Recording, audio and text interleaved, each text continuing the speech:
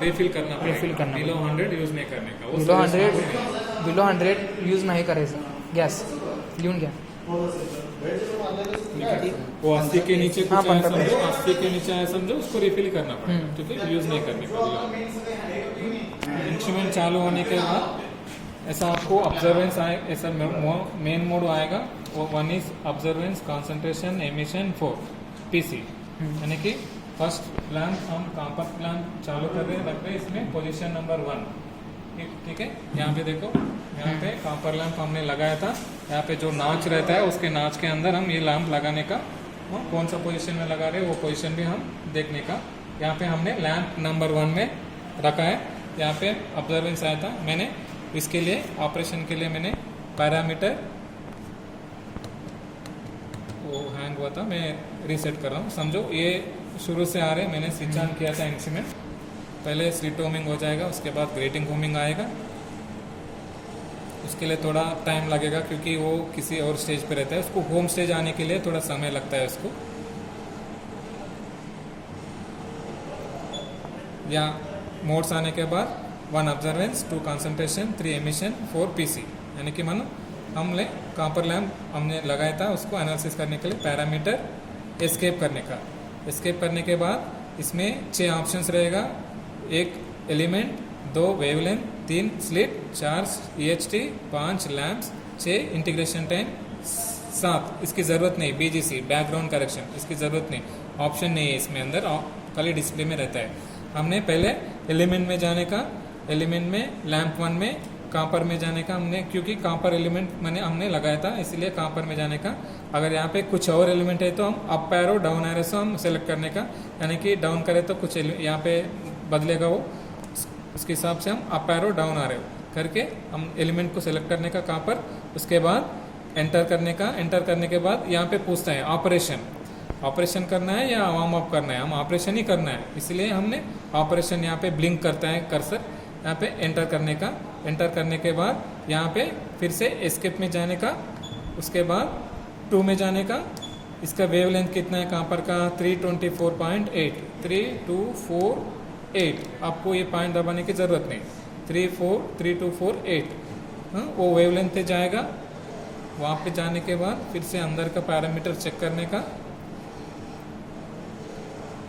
वो home stage से इसका वेवलेंथ पे जा रहे हो, वहाँ पे जाके वो रुकेगा।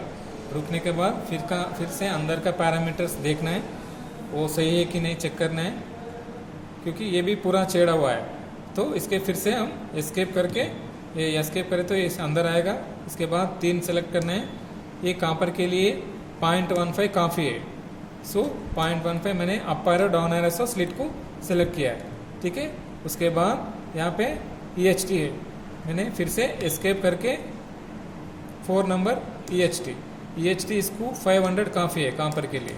मैंने कॉपर जो भी हो, मैंने मिनिमम 500 से शुरू करने का, मैंने 500 किया है। उसके बाद यहाँ पे 500 आ गया, उसके बाद एस्केप, फिर 5 में लैंप से, लैंप 1 2 हमने लैंप 1 यूज़ कर रहे हैं इसलिए 1 प्रेस करके उसका करंट कुछ और है, हम 6 मिलीएम्प्स करना है, 0.60, सो हो गया। सो कॉपर आ गया, उसका वेवलेंथ आ गया, उसका लैंप 1 आ गया, उसका स्लिट आ गया, उसका करंट आ गया, उसका EHT आ गया। ये इंटीग्रेशन टाइम बाकी है, एस्केप 6 0.1 सेकेंड,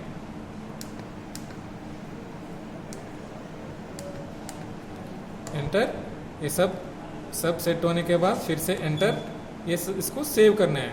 सेव करने के बाद F4 means wavelength scanning, lambda बोलते हैं उसको। जो स्कैन होने के बाद उसका कुछ एनर्जी आएगा, एनर्जी मिनिमम 2 to 2.5 रखने का। वो आने के बाद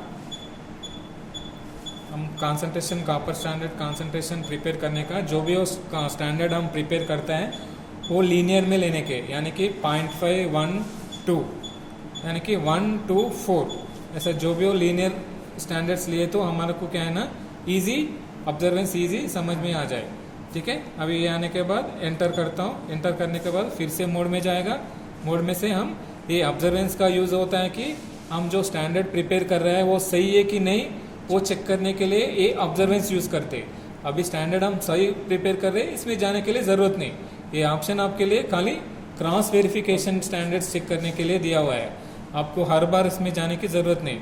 आपको चाहिए खाली 2 number which is concentration. 2 number press किया है, वो 2 नंबर में वो पूछा है do you want scale expansion पूछा है। हमारे को स्केल एक्सपेंशन नहीं चाहिए, सो हमने उसको क्विट कर देंगे नो करके, ठीक है। उसके बाद एंटर नंबर ऑफ पॉइंट्स बोलेगा। नंबर ऑफ पॉइंट्स मतलब वो रिप्लिकेट्स, यानी कि 3 से लेके हम 5 भी ले सकते, 10 भी ले सकते या 40 भी ले सकते। हमारे को 3 या 5 काफ़ी है, इसलिए हमने 5 ले रहे हैं उसके। एंटर। उसके बाद एंटर नंबर ऑफ स्टैंडर्ड्स। हम मिनिमम 3 स्टैंडर्ड लेना है, मैक्सिमम वो भी 5 ले सकते। 3 काफ़ी है हमारे को, वो भी 3 एंटर करना है। उसके बाद एंटर स्टैंडर्ड नंबर 1। वो जो स्टैंडर्ड प्रिपरेशन करता है ना, उसके स्टैंडर्ड नंबर कौन सा कॉन्सेंट्रेशन है वो एंटर नंबर 1 करके वो कॉन्सेंट्रेशन का हम एंटर करना है। सपोज हमने 0.5 किया था, 0.5, सो एंटर। नंबर 2 में स्टैंडर्ड नंबर 1, नंबर 3 में नंबर 2 ppm, एंटर। ये सब 3 मैक्सिमम 3 स्टैंडर्ड होने के बाद फिर से एंटर करना है। एंटर करने के बाद यहाँ पे पूछेगा फीड स्टैंडर्ड नंबर 1। सो मैंने स्टैंडर्ड नंबर 1 को प्रेस किया है। प्रेस करने के बाद हम फ्लेम को चालू करना है। चालू करने से समय पहले हम एयर को चेक करना है, एयर प्रॉपर आ रहा है कि नहीं चेक करने का है। इसमें हम 1:1 यानी कि 1 LPM टू 2 LPM बीच में ये इसे ओपन करके रखने का है। उसके बाद ये बराबर इसमें एक बाल रहता है, बाल ऊपर आ रहा है कि नहीं वो देखने का है। वो अगर ऊपर चढ़ गया समझो वो बराबर काम कर रहा है। उसके बाद हम गैस खोलता है। ऐसा गैस खोलने से पहले हम ये लाइटर को यहाँ बर्नर के ऊपर रख के पकड़ते हैं। उसके बाद हम गैस को चालू करते हैं। चालू करने के बाद वो टिक बोल के हम ये लाइटर चालू करें तो फ्लेम आ जाएगा। आपको फ्लेम आने के बाद ये कैपलरी हम डिस्टिल पानी में लगाना चाहिए। ये डिस्टिल पानी में लगाने के बाद 2-3 स्टेप इसमें समझो डिस्टिल पानी में डाल दिया मैंने। अभी डालने के बाद यहाँ पे स्टैंडर्ड नंबर 5 वो एंटर पूछेगा। वो एंटर करने के बाद 2 सेकंड रुकना है, क्योंकि मैंने 5 सेकंड दिए थे। 2 सेकंड रुकने के बाद इसको हम 0 करना है, क्योंकि ये रीडिंग अननोन रीडिंग आ जाएगा हमारे इनिशियली। वो अननोन रीडिंग को 0 करने के लिए पानी में मैंने डिस्टिल पानी में डाल के कैपलरी उसको 0 कर दिया। 0 करने के बाद क्या पूछता है वहाँ पे dip capillary in sample then press enter. मैंने ये कैपलरी को सैंपल में डाला है, फिर से मैंने एंटर करा है। एंटर करने के बाद वो नंबर ऑफ रिप्लिकेट्स मैंने 5 दिया है ना, वो 5 रिप्लिकेट्स आ जाएगा। वो 5 आने के बाद हम इसको सेव करने के लिए F2 दबाना पड़ता है हमारे को, ठीक है। मैंने F2 दबाया, उसका सेव हो गया है, ठीक है। इसी हिसाब से हम स्टैंडर्ड को करने का, ठीक है। स्टैंडर्ड खत्म होने के बाद यहाँ पे और एक ऑप्शन आएगा F1 और F3, इसमें जाने का है सैंपल मोड में जाने का। हम F3 प्रेस कर रहे हैं। F3 प्रेस करने के बाद यहाँ पूछता है लीस्ट स्क्वायर चाहिए आपको, क्वाड्रेटिक चाहिए, ग्राफ, दोनों ऑप्शन दिया हुआ है। हमने काफ़ी लोग लीस्ट स्क्वायर में जाएगा, हम भी लीस्ट स्क्वायर में जा रहे हैं। लीस्ट स्क्वायर में जाने के बाद फिर से पूछेगा feed sample number 1। Sample number 1 में जाने के लिए फिर से हम डिस्टिल पानी में कैपलरी डालने का, डिस्टिल पानी में डालने के बाद फिर से एंटर दबाने का। एंटर दबाने के बाद 2-3 रीडिंग होने के बाद फिर से हम ऑटो ज़ीरो करके फिर से इसको निकाल के सैंपल नंबर 1 में हम डालने का है। Dip capillary sample then press enter. Sample में डाला है हमने, ये एंटर कर रहे हैं हम। एंटर करने के बाद वो सैंपल का जो रीडिंग है वो ऑटोमेटिकली यहाँ पे डिस्प्ले आ जाएगा। डिस्प्ले आने के बाद हमको सैंपल को सेव करने के लिए एक तरीका है एंटर एस्केप F2। एंटर वो जो उसमें गया था वो कुछ नहीं है ना, इसलिए वो ऐसा गया था।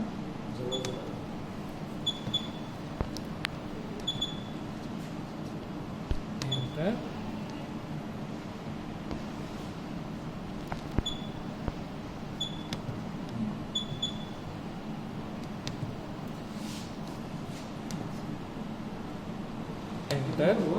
एस्केप F2, ठीक है। ऐसे सैंपल सेव हुआ। ऐसे 1 by 1 सैंपल करने का। उसके सब सैंपल खत्म होने के बाद फिर डेटा को देखने के लिए हमने एस्केप करना है। एस्केप करे तो ये डेटा आएगा हमारे को, result view, number 1 view, number 2 print, number 3 standard, number 4 modes. आपको पूरा डेटा देखने के लिए व्यू में जाने का वन करे तो सैंपल देखना चाहते हैं या स्टैंडर्ड देखना चाहते हैं, उसके हिसाब से हम प्रेस करके देखना है। जो स्टैंडर्ड है सैंपल है वो ऊपर का नीचे के हमारे तो आ जाएगा।